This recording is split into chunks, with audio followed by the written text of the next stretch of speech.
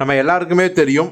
இப்போ தமிழ் சினிமாவில் மிக முக்கியமாக யார் யார் எந்தெந்த ரேஞ்சில் சம்பளம் வாங்குறாங்க அப்படின்னா, அதில் முதலிடத்துல நம்ம தளபதி விஜய் தான் இருக்காரு.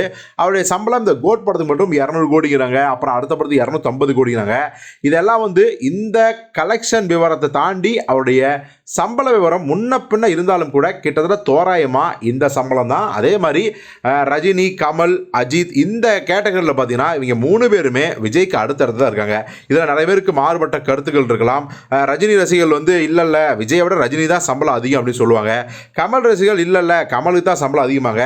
அஜித் ரசிகர்கள் விஜயை விட அஜித் தான் சம்பளம் அதிகமாங்க. இது அவங்களோட பாயிண்ட் ஆஃப் வியூவில் அந்தந்த ஹீரோக்களை விட்டு கொடுக்கவே கூடாது அப்படிங்கிறதுக்கு தொடர்ந்து அதை சொல்லிட்டு இருப்பாங்க, நம்பிக்கிட்டு இருப்பாங்க. சரி, இப்போ விஜயோட சம்பளத்தை விட்டுருவோம். இந்த படத்தில் இன்னொரு ஹீரோவாக நடிச்சிருக்கிறவர் தான் நம்ம டாப் ஸ்டார் பிரசாந்த் அவர்கள். ஸோ அவருக்கு எவ்வளோ சம்பளம் இருக்கும்? விஜய்க்கே 200 கோடி சம்பளம் அப்படின்னா கண்டிப்பாக பிரசாந்த் அவர்களுக்கு எவ்வளோ சம்பளம் இருக்கும்? அதே சமயத்தில் பிரசாந்த் அவர்கள் இந்த படத்தில் ஹீரோ கிடையாது.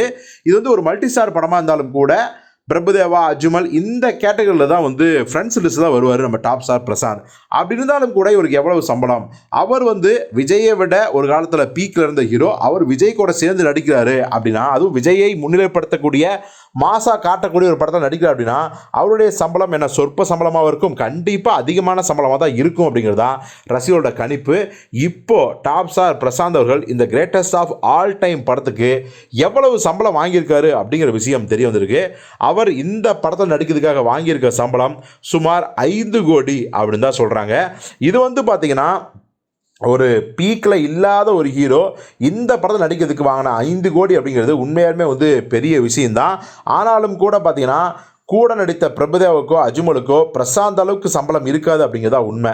ஏன்னா என்னதான் இருந்தாலும் பிரசாந்தும் ஒரு மாஸ் ஹீரோ தான் அப்படிங்கிறத யாராலையும் மறுக்க முடியாது. ஸோ நிச்சயமாக அவருக்கு இந்த சம்பளம் ஒர்த்தான சம்பளம் அப்படிங்கிறது தான் நம்மளுடைய கருத்து.